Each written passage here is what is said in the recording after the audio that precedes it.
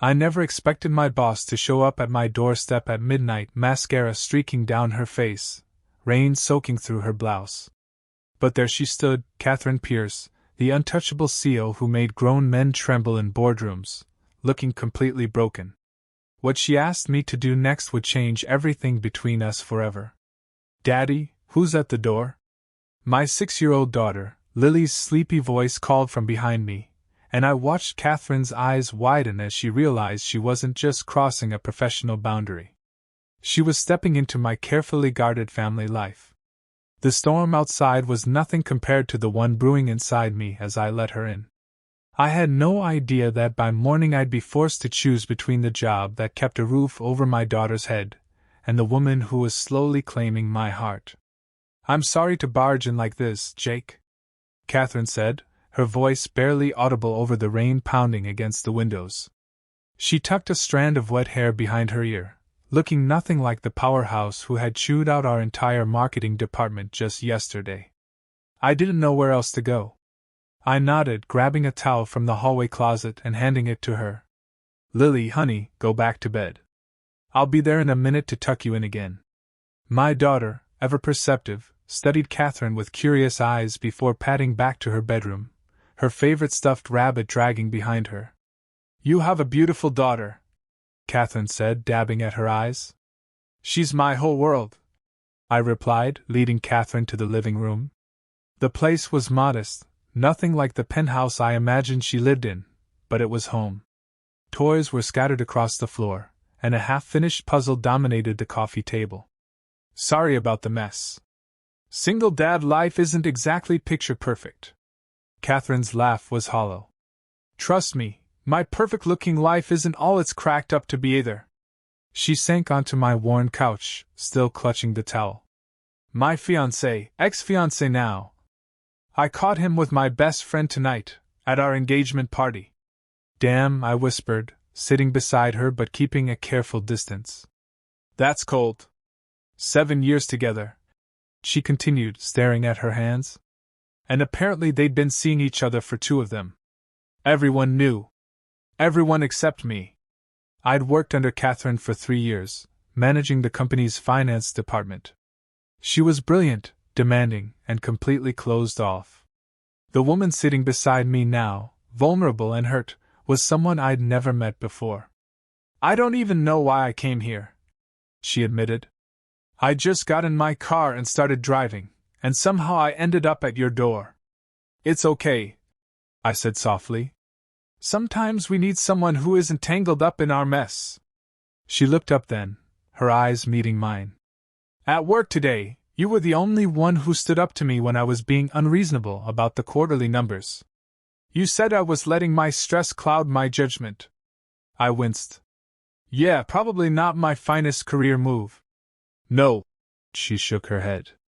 "You were right. And you were the only one brave enough to say it." She took a deep breath. "You said I was better than that. That I was letting fear drive my decisions." I nodded, remembering our heated exchange in the conference room. "Say that again," she whispered. "But look at me this time."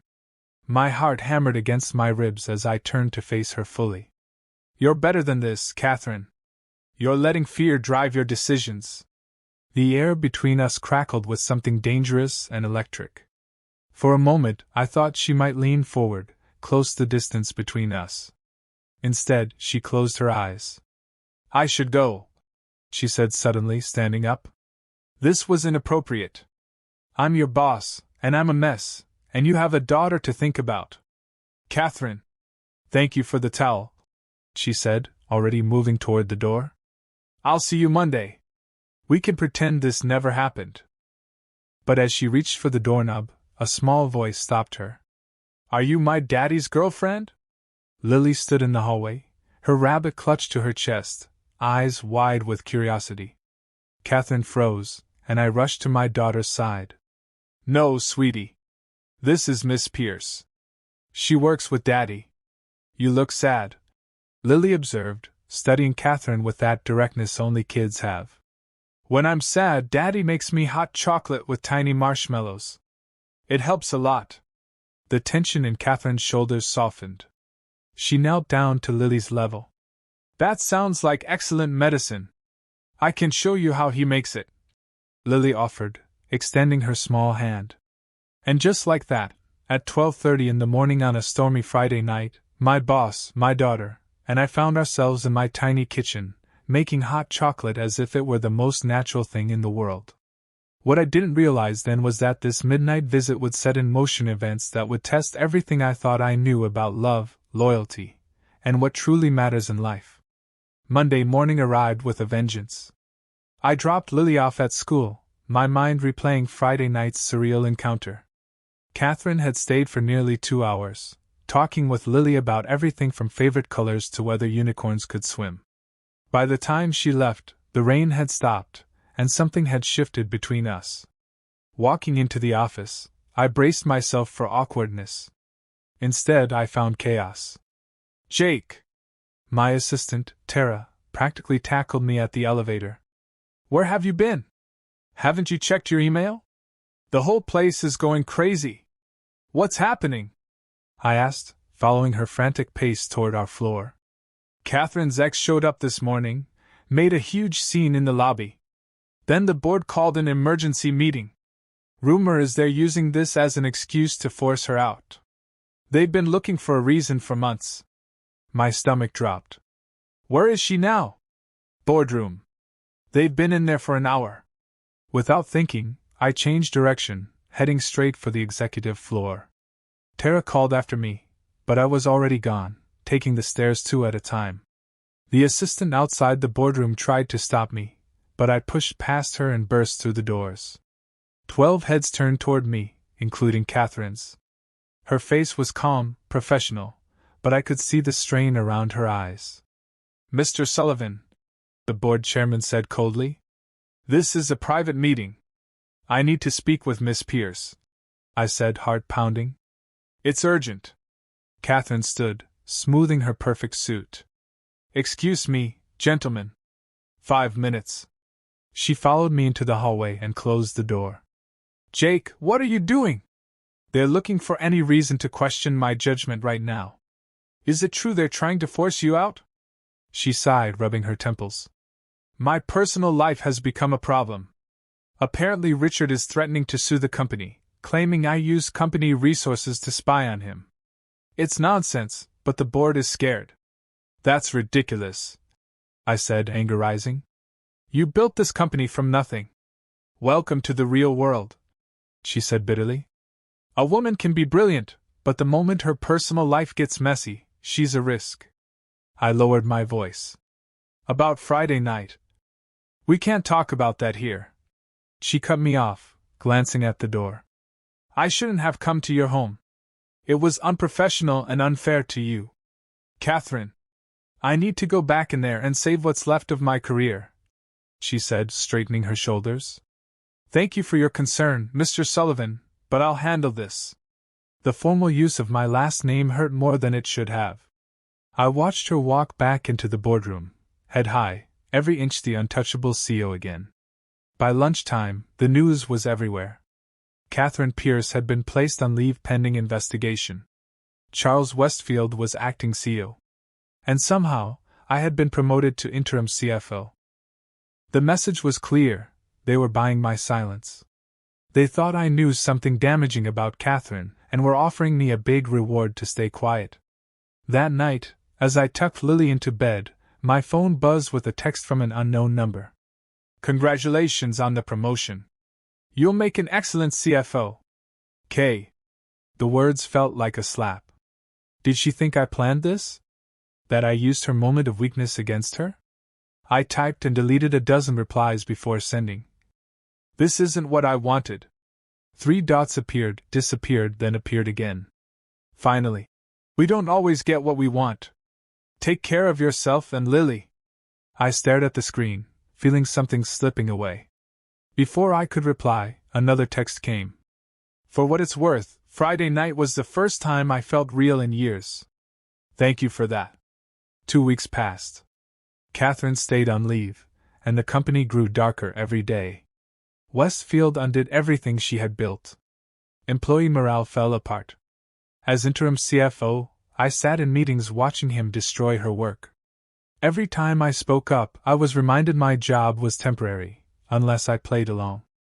With Lily's school fees and my mom's medical bills, I couldn't afford to lose everything. But every compromise felt like betraying her, and myself. Then came the real blow. Westfield called me into his office late one Friday. "Jake, my boy," he said, pouring himself a drink. "You've been doing great work. The board is impressed." "Thank you, sir. We've decided to make your position permanent. With a big raise, of course." He slid a contract across the desk. "All you need to do is sign this statement." I picked it up and felt my blood freeze. It said I had seen Catherine misusing company money to spy on her fiancé. "This isn't true," I said, dropping the paper. Westfield smiled without warmth. "Truth doesn't matter in business, Jake. Catherine made enemies. She refused to play the game. So this was never about her ex's threats.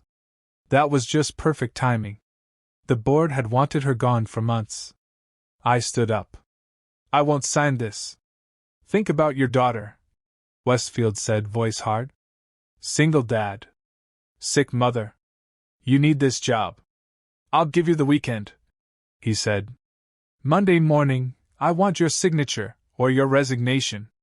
That night, after Lily was asleep, I made my choice.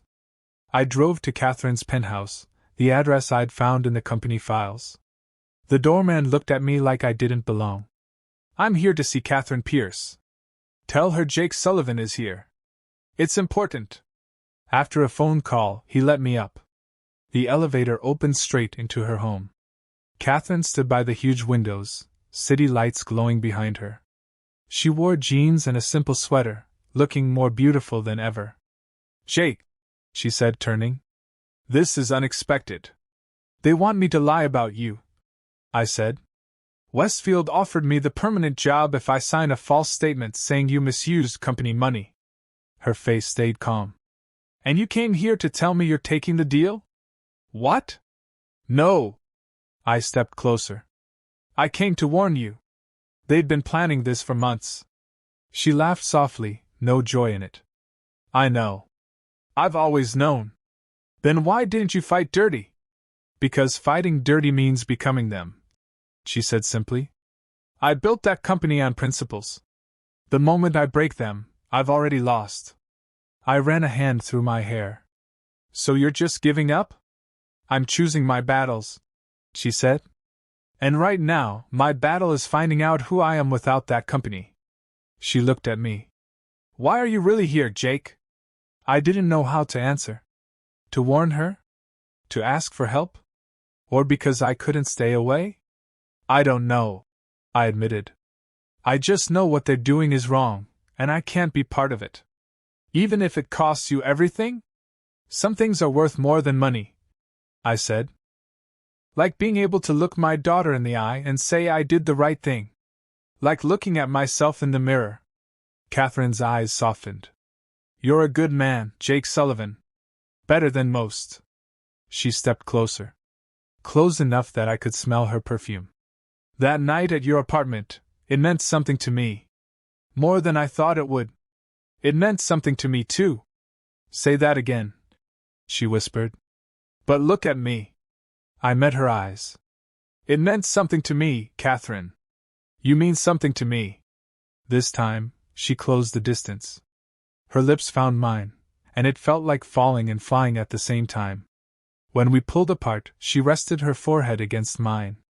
"I've wanted to do that since I left your apartment." "Me too," I said. "This makes everything more complicated." She smiled. "My life is already complicated," I answered. "What's one more complication?" We talked all night. About her dream to start over. About my fear of failing Lily. About second chances. By morning, I had a plan.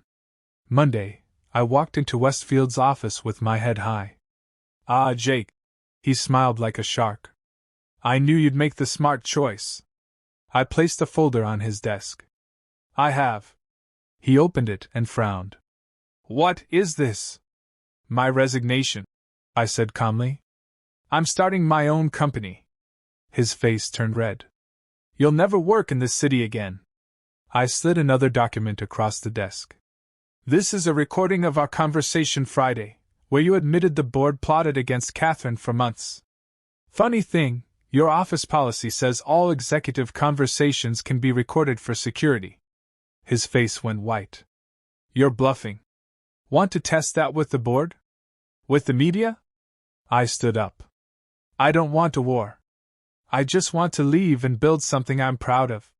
He stared, then nodded stiffly. Get out. You'll get your severance. At the door, he said. She'll break your heart, Sullivan. Catherine only loves power. I paused. Maybe.